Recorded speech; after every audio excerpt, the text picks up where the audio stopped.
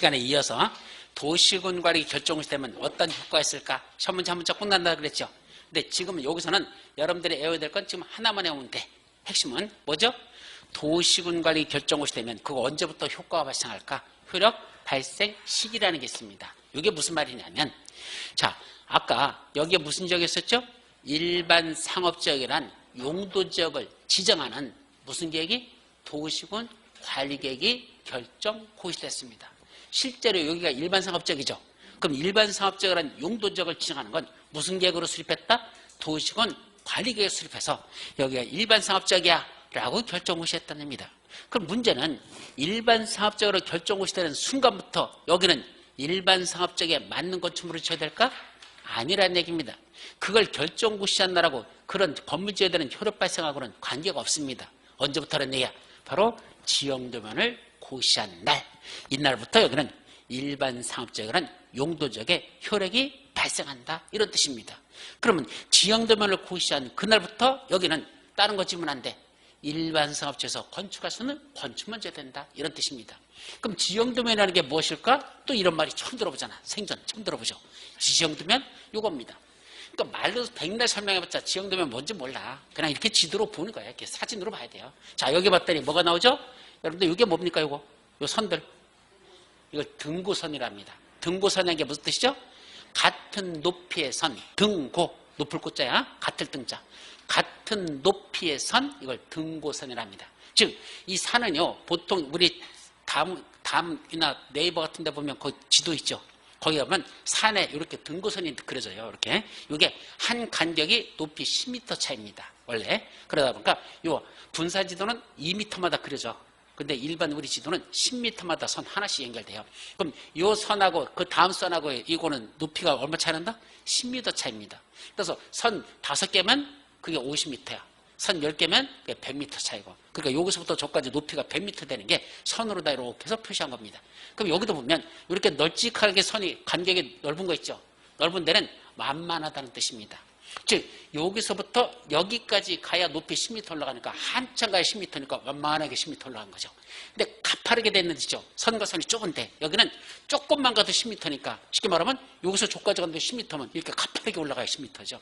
그러니까 선이 촘촘하면 이거는 가파르다는 지역이고 선과 선 간격이 넓은 지역은 완만한 지역이다, 이 뜻입니다. 이걸 뭐라 본다? 등고선. 그럼 이런 등고선이 이렇게 그려지면서 여기 보면 하나하나마다 뭐가 지금 다 나눠져 있죠. 이 하나하나를 뭐라 부를까? 이거 지금 뭐가 다 터지고 분할돼 있잖아. 나눠져 있잖아. 저걸 뭐라 부를까요? 배우셨을 거 아직 안 배웠다. 2차 이제 더 공부하셔야 돼. 지적법에서 나오는, 아마 학교에서 조금 나오긴 할 거야. 필지. 필지란 말 들어보셨어요? 바로 이 하나하나가 필지입니다. 이 땅도 우리 눈에는 안 보이지만 이게 다 필지로 다 나눠져 있는 겁니다. 한 필지 한 필지. 지적도를 떼어보면 거기 필지별로 다 이렇게 분할되어 있어요. 그래서 이걸 뭐라 한다? 필지. 필지에는 뭐가 부여되죠? 필지에 땅 번지가 부여됩니다. 땅 번지를 뭐라 한다? 지번. 그래서 필지마다 지번이라는 게 다 부여돼. 그럼 여기 지금 뭐가 시커먼 글씨들이 있잖아. 이 시커먼 글씨가 뭐야? 지번입니다. 그러니까 필지별로 다 표시하고 지번이 표시됐습니다. 그래놓고 이번에 여기가 일반 상업지역이란 용도지역을 지정하는 무슨 계획이? 도시군 관리기 결정고시 되면 그 결정고시 할 때 뭐라고 고시해야 되냐? 지번으로 고시해요. 여기 화곡동 몇 번지 몇 번지 몇 번지일 때가 이번에 일반 상업지역으로 지정됐다, 이렇게 고시하거든요. 그 문제는 지번이 몇 번지인지는 지적도를 보지 않는 한 사실은 다 모릅니다. 그죠? 우리 학원 여기가 몇 번지입니까? 화곡동 지번? 모르죠. 그걸 외울 이유도 없고, 그걸 외워서 뭐 어디서 먹으려고. 안 외우잖아. 필요 없잖아. 그죠? 그러니까 번지면 몇 번지 몇 번지가 일반 상업지역이다. 지번 갖고는 모릅니다. 그럼 뭐에다 그려주란 얘기야? 이 지형도면에다가 표시해주란 얘기입니다. 어디서부터 어디까지? 여기서부터 여기까지가 일반 상업지역이라고 이렇게 그려주면 사람들이 뭘 몰라도, 여기는 이 지번들을 몰라도, 지금 몰라도 되죠? 뭘 할 수 있어? 여기 사거리부터 시작해가지고, 요 도로 따라서 쭉 올라가서 저기 우체국에 꺾어서 이렇게 해서 요 동사무소 뒤로 해가지고, 요까지가 일반 상업지역이라고 지도에다 이렇게 그려주면 사람들이 지번 몰라도 위치 어딘지 알 수 있어, 없어? 있죠? 요걸 뭐란다? 지형도면 작성 고시라는 겁니다. 바로 이 지형도면을 고시한 그날부터 여기는 무슨 효과가 발생한다? 바로 일반 상업지역은 도시군 관리의 결정에 효력이 발생합니다. 그래서 이 도시군 관리의 결정의 효력은 언제부터 발생한다? 지역도면을 이렇게 공시한 날, 이걸 그려준 날. 그다음부터 사람들이 집은 몰라도 저 지도만 보고도 위치를 할 수 있는 그날부터 이제 효력이 발생한다. 지역도면을 공시한 날. 근데 시험 문제는 뭐가 잘 나는지 아십니까? 올해도 30에도 몰아서 지역도면을 고시한 날에 다음 날부터 효력이 발생한다. 고지랄로 시험 문제 냈습니다. 맞아 틀려? 틀려요. 다음 날이 아니야. 그날부터입니다. 근데 우리 군법 공부하다 보면 이제 돌아버린 것 중에 하나가 뭐더냐? 그놈의 다음 날이라는 게 뒤지게 많습니다. 뭐만 날에 다음 날부터, 뭐만 날에 다음 날부터. 군법은 두 가지에서 뭐만 날부터 효력이 발생한다. 뭐만 날에 다음 날부터 어쩌고저쩌고 한다. 그 다음 날짜가 들어갈 때가 있고 안 들어갈 때가 있습니다. 우리가 생각해봐. 그거 다음 날에 봤자 며칠 차이야?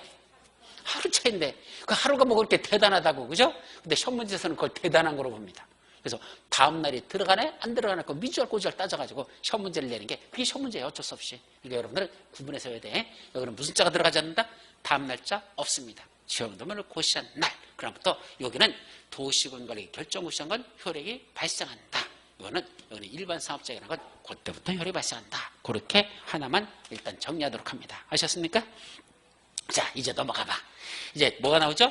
좀 전에 우리 도시군관을 수립하는 건 몇 가지가 있다 그랬습니까? 5가지가 있다 그랬어. 다시 한번 머리점 맞춰서 뭐뭐 있다? 용기도 정지. 그 중에 용도지역, 용도지구, 용도구역. 묶어서 용 그런다 그랬죠. 이것도 사실 순서부터도 헷갈려. 처음부터는. 그죠? 뭐가 먼저야? 제일 밑바탕에 뭐부터 지정할까? 용도지역이야. 쉽게 말하면 제일 토지 밑바탕에 지정되는 것보다 용도, 지역 이런 걸 먼저 넓게 지정합니다. 여기는 일반 상업지역, 여기는 일종 일반 주거지역 이런 식으로 널찍널찍하게 지정했죠. 그래 그는 그 위에다가 부분적으로 아까 용도지구는 넓게 지정하는 게 아니라 부분적으로 이렇게 지정합니다. 용도지구. 근데 지역지구만 갖고는 2%가 부족해.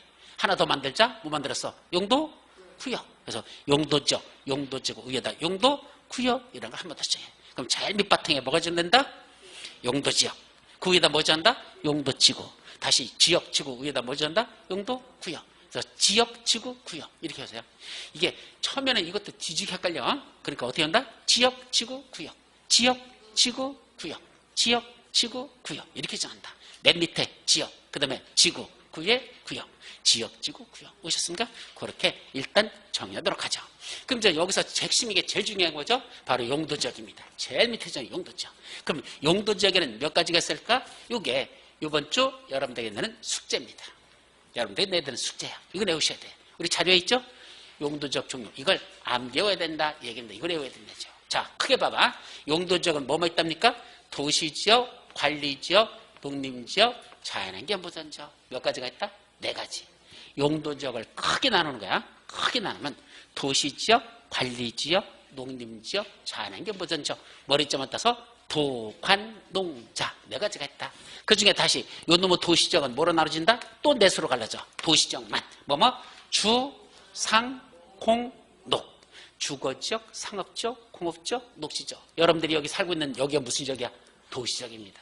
도시지역 중에 저쪽 있는 데는 무슨 지역? 주거지역. 여기는 무슨 지역? 상업지역. 공장 있는데 공업지역. 공원 있는데 녹지지역. 공원 있는 데는 다 녹지지역이야. 이런 식으로 주거지역, 상업지역, 공업지역, 녹지지역 이렇게 도시지역이 또 4수로 나눠진다. 그것만 하면 될까? 아니요. 다시 주거지역은 도시지역은 되게 복잡하게 나눠져. 세부적으로 나누는 거죠. 다시 주거지역은 뭐로 나눠진다? 3가지로. 전용 주거지역, 일반 주거지역, 준주거지역. 전용 주거지역, 일반 주거지역, 준주거지역 3수로 나눠져.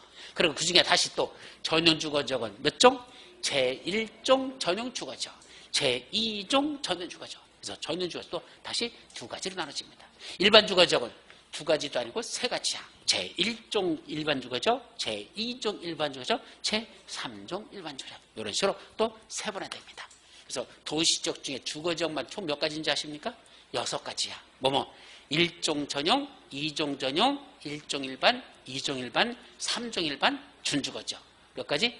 그러면 6가지가 있어. 요것만 6가지입니다. 자, 그리고 상업지역도 또 몇 가지 상업지역 있어?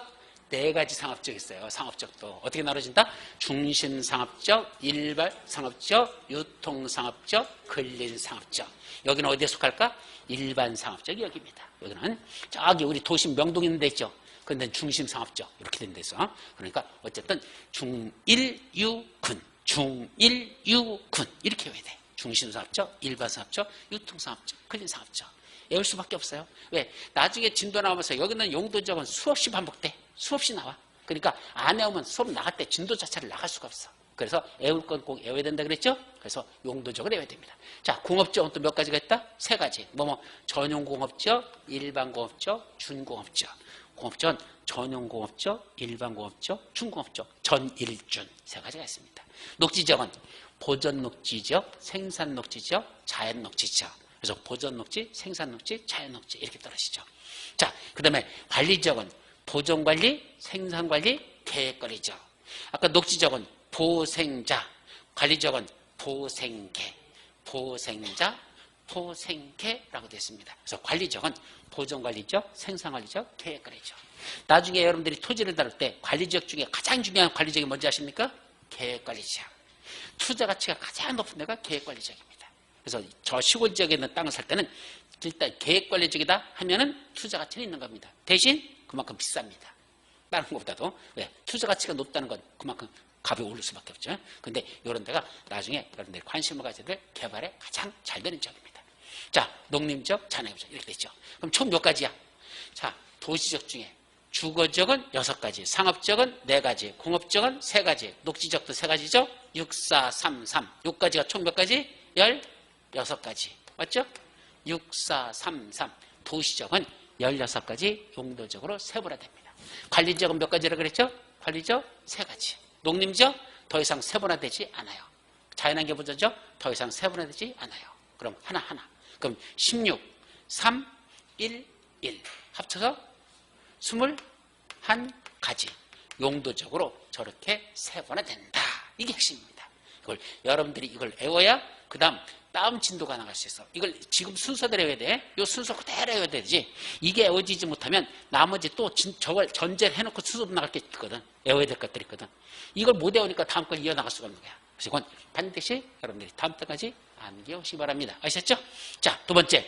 그러면 용도적 몇 가지로 나눈다 그랬죠? 21가지. 그럼 21가지로 나눠서 시정돼. 실제로. 여기는 일반 상업적, 요태는 제1종 일반 주거죠. 저쪽 아파트 단지는 제2종 일반 주거죠. 이런 식으로 용도적이 다 세분화해서 시정됩니다. 자, 그렇다면 용도적을 잘 들어봐. 21가지로 나눴다는 얘기는 그 21가지마다 동일한 효과가 발생한가? 다른 효과가 발생한다? 다른 효과가 발생하니까 21가지로 나눴지. 동일한 효과가 발생하면 굳이 21가지로 나눌 필요가 없다는 얘기죠? 그러면 21가지로 구분된 각 용도적마다 어떤 효과가 발생하느냐? 각각의 용도적마다 왜 그렇게 구분해 놨느냐? 이 얘기입니다. 어떤 효과가 발생한다? 21개 용도적마다 첫째, 행위제한이라는 효과가 발생합니다. 즉 21개 용도적마다 여기서는 이렇게 하세요. 저기서는 저렇게 하세요. 라는 뭐가 따른다? 행위 제한이라는 게 있더라. 근데 그 행위 제한이 몇 가지 했다? 3가지. 첫째, 건축 제한. 두 번째, 건폐율 제한. 세 번째, 용적률 제한. 이런 3가지 행위 제한이 있다. 무슨 제한? 건폐율, 건축 제한, 건폐율 제한, 용적률 제한. 이것이 용도지역에서 가장 중요한 겁니다. 즉 용도지역 21가지가 왜 중요하냐라고 물으면 바로 이 3가지 행위 제한이 있기 때문에 중요하다 이 소리입니다. 자, 그중에 첫 번째 건축 제한이 뭐죠? 아까 이미 말씀드렸어. 21개 용도적마다 뭐가 있다 그랬죠? 건축할 수 있는 건축물이 정해져 있습니다. 저 푸른 초원에 그림 같은 집 함부로 지으면 된다 안 된다? 안 된다. 그게 무슨 용도적인지를 먼저 찾아보고 그 용도적에 맞으면 하는 거고 안 맞으면 불허가 처분입니다. 못 짓습니다. 따라서 제일 먼저 뭐가 따른다? 건축 제한. 이게 제일 중요한 거예요. 따라서 나중에 여러분들이 어떤 건축을 하나 지려고 땅을 살려고 그래. 그때는 제일 먼저 보는 게 뭐예요? 내가 예를 들면 나중에 뭐 하고 싶어? 어떤 공장 하나 쳐서 내가 사업을 하고 싶어. 근데 그 공장을 칠 수 있는 땅이 어디냐라는 건 뭐부터 찾아야 됩니까? 용도적부터 보셔야 됩니다. 입지가 중요한 게 아니야. 뭐 가깝다, 어디에 뭐 좋다, 이게 중요한 게 아니고 경치가 좋다? 그건 두 번째 문제입니다. 제일 중요한 것보다 지을 수 있는 땅이냐? 이걸 찾아야 되죠. 그 뭐부터 봐야 돼? 그 건축할 수 있는 용도적이 이 중에 어디에 그런 걸 칠 수 있는 땅인지 꼭 한 군데만 나오는 건 아니야. 겹쳐서 나올 수 있어. 이런 지역에서도 칠 수 있고 이런 지역도 칠 수 있고 이런 지역도 칠 수 있어. 이렇게 겹칠 수는 있어. 그러나 어쨌든 건축할 수 있는 지역이 어딘지 이걸 찾는 게 제일 첫 번째지. 뭐 입지를 따지고 뭐 어쩌고저쩌고 따지는 건 그건 아무것도 중요한 게 아니야. 아무리 좋으면 뭐합니까? 못 지면 끝이지. 아까 저 푸른 초원 아무리 아름답으면 못 씁니까? 못 짓는 지역이면 뭐 저 푸른 초원이 뭐 그림 같은 집이지 그냥 그림 같은 집으로 끝나는 거지. 지치는 못하는 거죠. 그런 건 안 된다는 얘기입니다. 그래서 용도지역에서 제일 중요한 게 바로 건축 제한. 21개 용도지역마다 건축할 수 있는 건축물들이 정해져 있습니다. 이런 용도지역에서는 이런 걸 건축할 수 있다. 이런 데서 이런 게 건축할 수 있다. 근데 그것도 시험 문제가 한 3, 4년에 한 번 정도는 납니다. 뭐라고요? 제3종 일반 주거지역에서 건축할 수 없는 건축물을 고르시오. 그땀시로 시험 문제 냅니다. 그럼 뭐라고 하죠? 넌 앞으로 라시앙 하고 잘 찍으시면 됩니다. 아니 21개 된 용도지역마다 뭘 건축할 수 있다는 게 그 책자로 나오면 16페이지거든요. 그게 21개 용도지역마다 그 책으로 다 써면은 그게 16페이지가 나와요. 그 16페이지에 있는 그 내용을 다 외우라는 소리인데 그 인간이 어떻게 그걸 다 외웁니까? 그걸 못 외우죠. 그러니까 시험 문제나 뭐 하는지 알아? 잘 생각해봐. 가만히 있어봐. 3종 일반 주거지역이 어떤 건축물을 짓는 지역이지? 그게 또 특성이 있어요. 그건 나중에 할 건데 그 특성에 맞춰서 이런 지역이니까 아마 이런 건 될 거야 안 될 거야 이것이 그냥 추정해가지고 감으로 다 때려잡아서 찍는 거지. 그걸 일일이 다 외운다는 건 현실적으로 대단히 불가능하고 외울 수도 없어요. 저도 못 외워요. 출제원도 못 외웁니다. 솔직히 말씀드려서. 출제원에 외웠는지 안 외웠는지 어떻게 하면 되죠? 출제원 여기다 모셔다 놓고 우리 수험생들이 삥 둘러앉고 청문회를 열으면 됩니다. 그리고 당신 이런 용도지역에서 이런 거 짓는 거 알아 몰라? 자기도 대답 못할 겁니다. 시험 문제는 냅니다. 왜요? 틀리라고. 그러니까 그런 건 맞추라고 된 게 아니라 그렇게 내는 경우도 있더라. 그럼 나중에 실무할 때는 뭐 하면 되죠? 법조문 찾아보면 됩니다. 간단합니다. 그걸 굳이 왜 외웁니까? 국토위계획 이용하는 찾아가지고 부칙에 별표에 있어. 거기 별표 1, 2, 3, 4 쭉 있는데 거기 가보면 별표 몇 회 이게 무슨 지역에서의 건축 제한이라고 되고 그거 찾아보면 이런 지역에서는 이런 건 건축할 수 있다 없다 이거 써 있거든. 그럼 그거 보고서 찾아서 사람한테 설명하면 되지. 그걸 일일이 머릿속에 다 외워서 설명한다는 게 가능한 얘기입니까? 말도 안 되는 소리죠. 아셨죠? 그러니까 시험 문제에서는 그렇게 나지만 실무에서는 그냥 인터넷 들어가서 찾으면 된다. 간단합니다. 그렇게 이해하시면 됩니다. 아셨죠? 자, 이걸 건축 제한을 하자.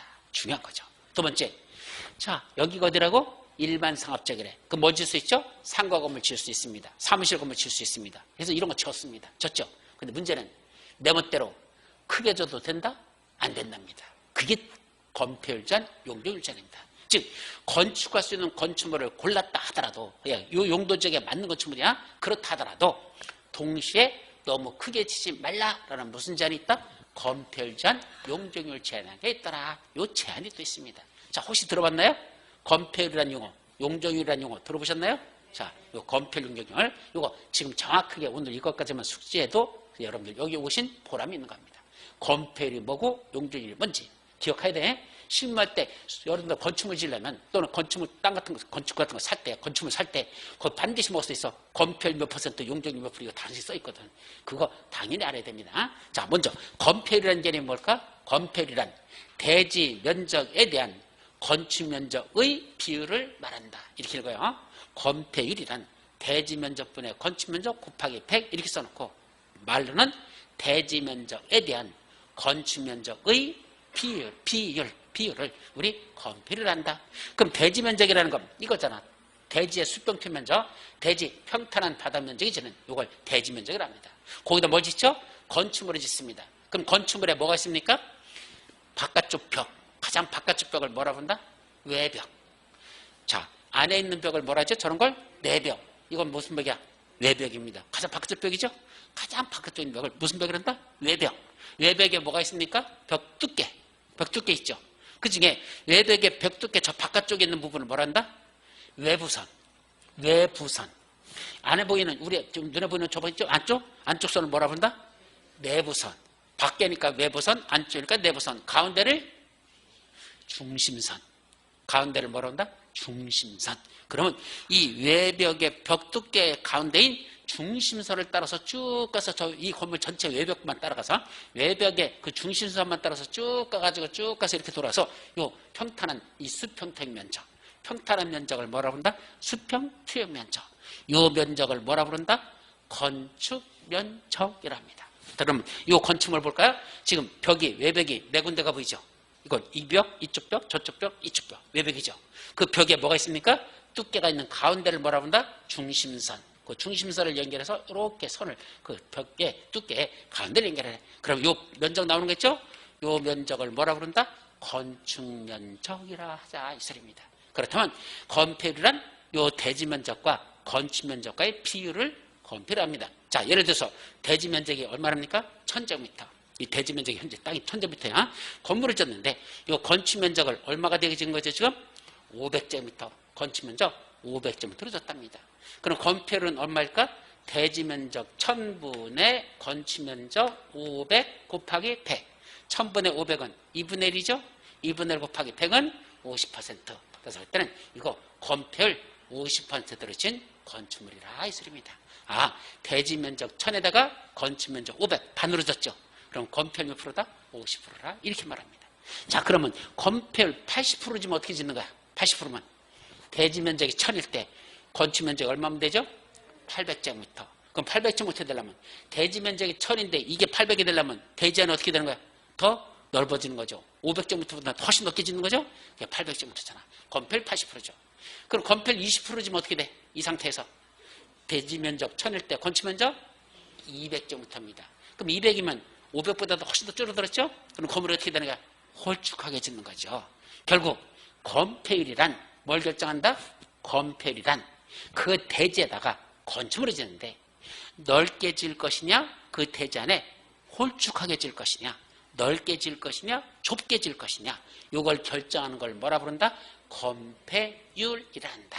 그래서 건폐율 하면 뭐 떠올려야 돼? 어느 땅에다가 건물을 짓는데 그 대지 안에 가득 짓게 넓게 지을 것인지, 아니면 좁게 져가지고 대지에 공간을 많이 남길 것인지, 대지 안에 공간 없이 가득 채워서 건물 짓을 것인지, 이걸 뭐로 결정한다?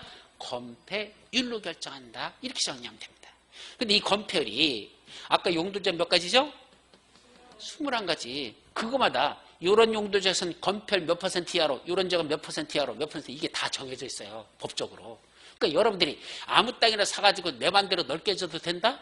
안 된다니까? 건폐율 몇 퍼센트 이하로 져라면 그대로만 져야 되지. 그보다 더 크게 짓는 건 허용되지 않습니다. 나중에 그건 나중에 사용성이 떨어지지 않습니다. 그럼 철거하랍니다. 초과되는 부분은 부실합니다. 그렇게 돼버려. 따라서 건폐율이라는 이 개념이 넓게 짓느냐 좁게 짓느냐를 결정하는 건데, 그걸 법에서는 너무 넓게 짓지 못하도록 규제하고 있다, 이런 얘기입니다. 몇 퍼센트 이하로 져라 라고 규제하죠. 아셨죠? 자, 두 번째, 그럼 용적률은 또 뭘까? 대지면적에 대한 연면적의 비율을 말한다. 이걸 용적률이랍니다. 다시 용적률이란 뭐라고? 대지면적에 대한 연면적의 비율 이랬습니다. 그럼 또 이제 궁금한 게 뭐야? 연면적이 뭔지 알아들어야 또 구할 거 아니야. 연면적, 이 그림 보십시오. 이게 뭐죠? 하나의 건축물, 말그리 그리던 하나의 건축물에 뭐가 있습니까? 각 층별 뭐가 있을까? 바닥 면적, 각 층별 바닥 면적, 1층 바닥 면적, 2층 바닥 면적, 3층 바닥 면적, 4층 바닥 면적 있죠? 요거에 뭘 말한다? 합계. 그걸 뭐라 부른다? 연면적이라 합니다. 그래서 연면적이 뭐냐라고 보면 하나의 건축물의 각 층별 바닥 면적의 합계를 말한다. 저는 처음에 연면적이란 말 저거 처음에 옛날에 이거 공부하기 전에 세상 살면서 들었을 때 연면적이래 1년 동안의 면적인가? 저는 연면적을 그렇게 생각했어요. 연 하길래 1년 동안의 면적인가? 이게 무슨 말이지? 나 그렇게 생각한 적도 있었어. 이거 공부하기 전에는. 아셨죠? 그래서 연면적이란 뭘 말한다? 하나의 건축물이 있는데 그 건축물에 뭐가 있다? 각 층별 바닥 면적이 있을 것이고 그걸 다 합해라. 더 더하라. 더하면 뭐가 나온다? 연면적이라 한단다 이거다. 그 연면적이 왜 중요한 거야? 실제로 사람들이 사용하는 게 무슨 면적이야? 그게 연면적 아니에요? 사람들이 공중을 날아다니는 거 아니잖아. 그죠? 허경영이나 날아다니니까 일반인들이 어떻게 공중비양을 합니까? 그럼 못 날아다니고 땅을 걸어 다녀야 되잖아. 그럼 이게 바로 여러분들이 실제로 사용하는 면적이 무슨 면적이야? 이게 바닥 면적이잖아. 이 바닥 면적이 넓으면 넓을수록, 이게 차지하는 게 다 합친 게 넓으면 넓을수록 여러분들은 뭐 하는 거야? 투자 가치가 높아지는 거죠. 그죠? 왜? 이게 넓어진다는 얘기는 건물 졌을 때 분양 면적이 늘어난다 이 소리잖아. 그럼 물론 공실이 없는 걸 전제를 했을 때, 비는 게 없을 때 전제를 했을 때는 분양 면적이 늘어날수록 수익성이 높아지는 거죠. 만약 임대한다면 임대 면적이 늘어날수록 수익성이 높아지잖아. 우리 임대할 때는 평당 얼마 이런 식으로, 분양할 때도 평당 얼마로 하니까 이게 면적이 늘어난다는 거, 다시 말하면 연면적이 커진다는 건 여러분들의 그만큼 수익성이 보장되는 거다, 이렇게 보시면 됩니다. 근데 이 연면적 내 멋대로 그냥 한없이 키워도 될까? 안 된다는 얘기입니다. 21개 용도지역마다 여기는 용적률 몇 퍼센트 이하로 자라, 몇 퍼센트 이하로 자라, 이런 제한을 받는다는 얘기죠. 내 멋대로 크게 짓는 게 안 된다. 그게 바로 용적률 제한입니다. 예를 들면 대지 면적이 저거랑 똑같이 얼마나 됐다? 1000제곱미터래. 자, 한 개층의 바다 면적을 얼마나 했습니까? 500제곱미터라고 가정해. 그럼 4개층이니까 500, 500, 500, 500 합친 2000이 뭐가 된다? 연면적이 되는 겁니다. 그래서 연면적은 4개를 다 합친 거니까 2000제곱미터 된단다. 그럼 용적률은 몇 프로죠? 대지 면적 1000분의 연면적 2000. 1000분의 2000 하면 얼마가 되죠? 1000분의 2000은 2. 이거 산수야. 수학 아니야. 1000분의 2000은 2죠. 2 곱하기 100은 200%. 그래서 이건 용적률 200% 정합니다. 자, 그러면 바다 면적을 동일하게 올라간다고 치고 용적률 300%가 되면 어떻게 되는 겁니까? 일단 건물 지면 300%로 지면 어떻게 되는 거야? 바다 면적이 동일하게 올라가. 그럼 뭐가 늘어나야 돼? 대지 면적은 1000인데 그럼 연면적은 얼마가 올라가야 됩니까? 2000이 아니라 3000제곱미터 되죠. 그래야 1000분의 3000 곱하기 100 이퀄 300% 이렇게 되지 않습니까? 그래서 200%가 아니라 300% 지켜야 되면 뭐가 늘어난다? 바다 면적이 늘어납니다. 몇 개 층으로 늘어나? 4개층에서 500짜리 2칸이 더 올라가야 1000이 늘어나니까, 그죠? 그때는 1000이니까 2개 층이 더 올라가죠. 그러면 500짜리 6칸이 올라가서 그때는 연면적이 3000제곱미터 될 것이고, 그러면 용적률 300%가 되는 겁니다. 그래서 용적률 200%가 더 좋은 거야? 용적률 300%가 더 좋은 거야? 300%가 더 좋은 거죠. 수익성이 그만큼 높아진 거라고 봅니다. 똑같은 대지 면적 1000인데도 불구하고 이렇게 바다 면적이 늘어나게 짐으로써 수익성이 높아지는 것, 그걸 뭐라 부른다? 용적률에 의해서 결정이 된답니다. 그래서 투자할 때는 제일 중요한 게 뭐죠? 바로 용적률이에요. 그래서 이런 아파트 같은 거 여러분들 재개발 재건축하는 거 재건축할 때 있잖아. 어떤 아파트가 제일 투자 가치가 높은지 아십니까? 4층이 하면서 아파트 동과 동간거리가 왕창 떨어져 있는 지역들. 그래서 실제로 그 대지 안에 있는 그 용적률이 상당히 낮은 지역, 용적률 180%밖에 안 되는 지역들. 그런 데 있었어. 지금은 다 사라졌지만 이미 다 개발해버려서 그런 거야. 자, 수익성이 높기 때문에. 그런 것들은 건물들의 규모가 작았잖아. 근데 이번에 새로 재건축하면서 용적률 300%를 해준대. 그럼 180%에서 300% 된다면 거의 배로 늘어나잖아. 그러면 정전했던 규모보다 건물의 규모가 바다 면적이 사용하는 게 배로 늘어났으니까 그때는 거의 자기 부담금 없이 건물 새로 져가지고 일반 분양해가지고 늘어난 거 그래가지고 수익성을 높이는 그런 방향이 있습니다. 그래서 용적률이 높은 데서 다시 재개발 재건축하는 건 수익성이 별로 없고 용적률이 낮은 아파트 단지에선 언제든지 재개발 재건축해서 용적이 늘어나니까 증가된 것만큼은 더 크게 진 것만큼은 우리가 일반 분양하거나 내가 짓는 땅을 더 건축물의 규모를 더 크게 짓고 또 남는 건 일반 분양할 수 있고 이게 넉넉하게 할수록 수익성이 높아지는 거죠. 그럴 여지가 있는 겁니다. 그러니까 나중에 여러분들 실무할 때 어디를 투자할 거냐 했을 때 아파트 던져 고를 때는 용적률이 가장 현재 낮은 지역 그런 데가 투자 가치가 더 높은 겁니다. 나중에 재개발 재건축할 때 용적률이 증가되는데 낮은 건 많이 늘어나잖아. 그만큼 이득을 본다. 그런 식으로 이해하시면 됩니다. 아셨죠? 그래서 용적률이라는 건 결국 수익성과 직결되는 건데 이게 21개 용도점마다 몇 퍼센트 열어줘라 라고 정해져 있다는 얘기입니다. 이걸 무슨 제한한다? 용적률 제한. 결국 용도지역이라는 게 왜 중요한 거냐? 3가지가 중요하다. 첫째, 아무거나 함부로 짓지 말라. 무슨 제한? 건축 제한. 여기셔야 돼. 용도지역마다 아무거나 함부로 짓지 말라. 건축 제한. 이렇게 각 용도지마다 건축할 수 있는 건축물들이 정해져 있다. 자, 두 번째, 그 대지안에다 건물 질 때 너무 뚱땅하게 짓지 말라. 이게 정확한 표현이야. 대지 안에 너무 넓게 짓지 말라. 이걸 무슨 제한한다? 건폐율 제한. 대지 안에 너무 쭉쭉 빵빵으로 짓지 말라. 무슨 제한이다? 용적률 제한. 따라서 넓게 짓지 마. 건폐율 제한. 너무 쭉쭉 빵빵으로 짓지 마. 용적률 제한. 이렇게 여러분들이 이해하시면 된다. 이게 어디서 나타난다? 21개 용도점마다 다 이렇게 얼마 이하로 자라 어떤 것만 짓고 어떤 몇 퍼센트 이하로 자라는 이런 제한을 받는다. 아셨습니까? 그래서 용도적이 그래서 중요한 겁니다. 자, 여기까지가 여러분들이 오늘 알아야 할 가장 하이라이트가 되는 내용이 되겠습니다. 오늘 내용의 핵심이야. 자, 이제 또 뭐가 나올까? 아까 용도적 위에다 뭐 지정한다 그랬습니까? 용도 지구 지정한다고 했잖아. 용도 지역만 있다 그랬어요? 아니요. 용도 지구도 있다 그랬습니다. 그럼 용도 지구에는 몇 가지가 있을까? 아직 뭐 이건 에어라고는 안 할게. 뭐 있을까? 이거는 9가지 있어. 그래서 아까 뭐라 했어 제가? 특별히 취급할 개가 방방 뜨면 보복을 경고하라. 특취계 방방 보복 경고. 그랬죠? 그래서 그냥 한 번만 읽어볼게. 특정 용도 제한지구, 취락지구, 개발진인지구, 방화지구, 방제지구, 보호지구, 복합용도지구, 경관지구, 보도지구 몇 가지가 있다? 9가지가 있다. 그래서 이런 것들이 있는데 이 안에서의 핵인자는 어떻게 이루어지는지 그런 건 나중에 우리 1월 들어갔을 때 그때 살펴보도록 합니다. 자, 세 번째 또 뭐가 있다 그랬죠? 용도 구역 있다 그랬죠. 용도지역, 용도지구 위에다가 용도 구역을 지난다 그랬어요. 몇 가지가 있다 그랬죠? 5가지. 개발제한구역, 도시제한공원구역, 시가와 조정구역, 수산자원보구역, 입주규제 최소구역 이렇게 5가지가 있습니다. 자, 그래서 개를 도시에서 수입한다 이렇게 하라고 그랬죠. 자, 아까 개발제한구역, 그린벨트야 뭐 설명할 거 별로 없고 그럼 일단 넘어가고 도시자연공원구역이라는 게 어딜까? 대표적인 게 서울 남산입니다. 여기 우장산 있죠? 우장산도 도시자연공원구로 지정돼 있지 않나? 거기까지 내가 조사 안 했어. 가능성은 높아요. 여기도. 자, 그럼 남산이나 이런 우장산 같은 데는 도시자연공원 구역으로 지정할 수 있습니다. 자, 이거 용어 잘 봐봐. 도시자연공원 구역 몇 글자죠? 8글자. 어떻게 읽으면 맞아? 어떻게 읽고 싶어? 도시자연공원구역. 딱 떨어지죠. 그렇게 읽으면 무식한 소리 듣습니다. 도시자연공원구역 이거 아닙니다. 어떻게 읽어야 돼? 도시자연공원 구역 이게 맞습니다.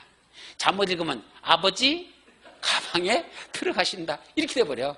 아버지가 방에 들어가셨죠. 어제 아버지 가방에 들어가셨어. 그죠? 예, 잘못 읽으면 그렇게 돼. 그래서 이건 뜻은 이렇게 해서요. 도시자연공원 구역 이렇게 정리합니다. 그럼 이게 무슨 말일까? 또 여러분들 이제 지식을 조금씩 확대시키는 거야. 이 공인중개사 공부하면요, 그동안 우리가 살아오면서 별 생각 없이 살던 것들이 다시 정리하는 게 되게 많아요. 그러니까 공부하면서 야 맞아 그렇었구나 그게 그거였구나 이렇게 이해되는 게 되게 많아요. 자, 먼저 자연공원이 뭘까? 자연공원 내처럴 파크. 자연공원 뭘까? 설악산, 북한산, 지리산, 한라산 이런 데입니다. 경관이 빼어난 지역, 참 좋은 지역 그런 지역들 있잖아. 그럼 그런 지역은 방치하면 어떻게 되죠?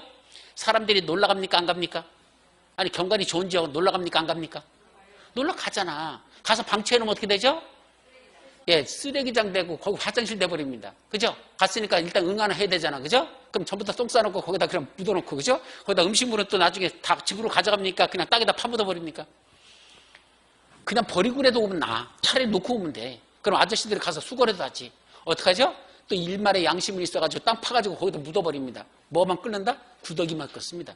바위 틈 속에다 꼭꼭 꽂아서 먹습니다. 사람 돌아버리는 겁니다. 그 아름답다는 경관이 다 해쳐버립니다. 인간이라는 게 그럴 수밖에 없어. 현실적으로. 그러다 보니까 그런 데는 함부로 개발하게 내버려 둬야 됩니까? 보존해야 됩니까? 보존해야 되죠. 따라서 그런 데를 뭐로 정한다? 바로 국립공원이나 이런 거로 정하는 게 바로 자연공원법에 의한 자연공원 구역입니다. 그러니까 국립공원, 도립공원 이런 식으로 시작하죠. 청양 칠갑산은 무슨 공원이야? 콩밥내는 안악내 거기가 무슨 쪽이야? 거기는 도립공원입니다. 거기는 충청남도에서 지정한 자연공원입니다. 그걸 도립공원. 따라서 세 가지가 있어요. 국가가 지정하는 건 국립공원. 그 다음에 시도사가 지정하는 건 도립공원. 시장군수 구청장이 지정하는 데서 그런 데는 군립공원이라 그래. 그때는 군자로 붙여 군립공원. 그래서 국자, 국립공원, 도립공원, 군립공원. 이 세 가지를 뭐란다? 자연공원이라고 합니다. 그래서 자연공원법에 그렇게 되어 있습니다. 그럼 그 중에 이런 데는 뭔다? 자연공원 같은 구역을 어디다 지정하자는 얘기야? 도시 안에도 지정하자요. 자, 남산 경관 빼어났잖아. 저거 함부로 건물 지으면 된다? 안 돼요. 개발을 제한하기 위해서 여기다 도시 자연공원 구역에서 도시 안에 자연공원 같은 구역을 지어서 함부로 개발하지 못하게 하자. 우리 설악산 같은 데 놀러 가면 아무 데서나 밥 해 먹어도 됩니까? 안 돼요. 반드시 먹어 있어. 취사할 수 있는 데 있죠. 또 잠은 아무 데나 텐트 쳐놓고 자도 됩니까? 안 돼요. 반드시 뭐 있어? 야영장 따로 있습니다. 근데 화장실 따로 다 만들어졌죠. 그런 데서만 해야 되지. 함부로 그런 데 가가지고 자연공원에서 했다가는 뭐죠? 여러분들 반려견 모시고선 여기 북한산 갔다가 뭐 한 사람들이 있어. 애가 거기서 가다가 뭐 하죠? 쉬하거나 똥 싸잖아. 그거 안 치고 그냥 오죠? 그러다 옆에서 그거 걸리면 어떻게 되는지 아십니까? 10만 원입니다. 요새 더 올랐는지 모르겠는데 제가 그걸 어떻게 알았느냐면 그 북한산 그 인터넷 사이트 들어갔다가 거기 뭐 했더냐 그 과태료 미납자 명단이 있더라고. 거기 보니까 공개로 띄웠어요. 거기다가 누구 이름까지 다 써가지고 몇 월 며칠 날 적발 무슨 적발 쭉 써 있어. 그래서 그 중에 반려견 똥 싼 거 안 치웠다고 걸려가지고 거기서 과태료 10만 원 뭐 이런 식으로 부과된 게 있어. 그래서 그 명단이 쫙 나 있습니다. 그런 데는 함부로 똥 싸서 안 되는 거야. 걸리면 얼마야? 10만 원 과태료 내야 돼요. 근데 이런 데는 모르지만 저 시골 같은 데는 그냥 돌아다니면서 그냥 애들 돌아다니게 내버려 두잖아. 근데 국립공원에서는 그러면 안 됩니다. 개들도 함부로 거기 들어가는 것도 못하게 막아버려. 그만큼 자연경관을 보호하기 위한 법적인 조치가 이루어지고 함부로 훼손하지 못하게 한다. 그런 데가 자연공원인데 어디다 지정하자? 도시 안에도 그런 자연공원 같은 구역을 지정하자. 도시 자연공원 구역입니다. 대표적인 거 서울, 남산 이렇게 이해하시면 됩니다. 자, 이제 세 번째 뭐죠? 아까 시가와 주정구역. 이게 영종도야. 실제로 영종도야. 요게 뭐죠? 인천대교. 요게 청라대, 요게 영종대교. 요게 새로 만들어진다는 연육교. 아직 안 만들었어. 자, 이렇게 돼 있고 바로 여기 일대. 여기가 바로 영종도에 여기를 시가와 주정구로 2002년도에 지정했었고 15년으로 지정해서 2017년에 풀렸다. 지금부터 개발이 집중적인 프로젝트가 이루어지고 있다. 이렇게 정리합니다. 자, 수산자원 보고요. 어딜까? 바로 남해안입니다. 남해안은 수산자원 보고의 대부분입니다. 상당히 많이 지정됐어. 남해안은. 자, 서해안 쪽은 어디만 있더냐? 법성포. 뭐 나오는 데죠? 예, 굴비 생산하는 법성포 앞바다. 거기가 수산자원 보고로 됐습니다. 그리고 나머지는 서해안 없어. 동해안은 아예 없고. 그러니까 대부분이 서해안은 저 밑에 법성포 정도고 나머지는 전부 다 남해안 일대가 전부 다 이런 수산자원 보고로 됐죠. 뭐 하려고? 수산자원을 보호 육성해서 지정합니다. 누가 지정할까? 해양수산부 장관만 지정합니다. 자, 또 뭐 있을까? 입지규제 최소구역. 참 어렵습니다. 시험 문제는 이게 또 최근에 새로 만들어져서 집중적으로 납니다. 대표적으로 입지규제 최소구역. 말도 뒤지게 어렵게 만들었어. 꼭 이렇게밖에 쓸 용어가 없었는지. 솔직히 이 단어만 갖고는 무슨 뜻인지 나도 잘 모르겠어. 지금도 저도 그래. 입지를 규제하는 걸 최소화하는 구역이다. 입지라는 게 뭐죠? 우리 학교는 시간에 입지 배우셨나? 입지 분석.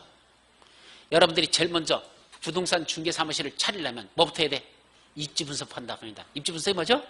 어디다가 중개업소를 차리면 장사가 잘 될 거냐? 사람들의 통행, 그 다음에 그 사람들이 다니는 사람들의 성향, 또 시간대 이런 것들을 다 분석하는 게 뭐죠? 입지 분석. 그래서 부동산 투자에서 상가 분석은 항상 그렇게 나와. 실무에서 보면 상가 분석할 때는 첫째도 입지, 둘째도 입지, 셋째도 입지 이런 말이 있을 만큼 입지 분석이라는 게 제일 중요합니다. 아무리 지가 잘 뛰어났다 하더라도 입지가 현찮은 데다 그런 거 차렸다가는 장사 안 됩니다. 그러니까 망하는 거야. 그러니까 입지 분석을 제대로 해야 되는데 바로 그 입지 규제하는 걸 뭐겠다? 최소화시키는 구역이다 이런 뜻인데 말뜻은 그래. 근데 대표적인 게 어디냐? 바로 인천역입니다. 요게 지금 실제 인천역이야. 현재 인천역은 이렇게만 돼 있어. 근데 인천역의 특성이 뭐더냐? 오래됐잖아요. 인천역은 우리 1902년도인가? 그때 인천항 쪽에 거의 개양되면서 그때부터 이제 철도가 만들어지면서 서울하고 인천까지 경인철도 만드는 게 최초의 철도죠. 그게 만들어지면서 어쨌든 이게 제일 오래됐던 지역이야. 그러다 보니까 주변이 전부 다 오래돼가지고 전부 다 노블령화돼 있어. 그래서 여기 인천역을 중심으로 여기를 개발하자라는 이런 지역을 입지규제 최소구역으로 정했습니다. 그럼 이런 데는 뭐 하는 지역이냐? 바로 지역 거점을 육성하고 이렇게 돼 있어. 법률 용어가. 지역 거점을 육성한다는 건 이 지역을 개발함으로써 그 주변까지 그 개발의 파급 효과가 번져나갈 수 있는 지역. 그런 데를 뭐라 부른다? 지역 거점이라고 합니다. 그래서 지역 거점을 육성하고 이런 터미널 같은 거 또는 이런 기차요. 이런 데를 중심으로 해서 개발함으로써 그 효과가 옆으로 번져나가고 또 하나 이미 오래돼서 노불량 건축물이 많아. 그래서 도시정비를 촉진하기 위해서 그렇게 돼서 지역 거점을 육성하고 도시정비를 촉진하기 위해서 입지규제 최소구역이라는 걸 지정할 수 있다라고 됐습니다. 어쨌든 이런 5군데를 뭐라고 한다? 용도 구역이라고 하자. 여기까지예요. 아셨죠? 예, 용도죠. 용도지고 용도는 이런 게 있다. 이 정도만 일단 정리하고 넘어가자. 자, 이제 다음 페이지에 뭐가 나오죠? 어디 갔어? 자, 이제 뭐가 나오죠? 아까 용자 끝나면 뭐가 나옵니까? 기가 나온다 했잖아. 이제 뭐가 나오죠? 기반시설이라는 게 관련된 거야. 그럼 기반시설을 뭐 하자는 얘기야? 이제 설치하는 거와 관련된 거로 들어갑니다. 자, 도로가 있고 공원이 있고 학교가 있고 다 뭐라 부른다? 기반시설. 그거 구경하려고 하는 겁니까? 실제로 토지 위에다 지정을 하고 만들어야 됩니까? 여기다 도로 만들고 저기다 공원도 사고 여기다 학교 짓고 해야 되잖아. 그런 것들 설치하는 게 기반이 있어서 설치하는 게 어떤 절차에서 어떻게 이루어지는지 요 내용들이 또 있을 거 아닙니까? 그거부터는 마지막 다음 시간에 이어서 들어가도록 합니다. 아셨죠? 잠시 쉬었다가 마지막 시간에 들어가죠.